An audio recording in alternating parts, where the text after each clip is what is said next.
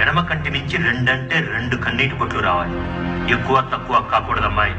రెడీనా? Cue sound.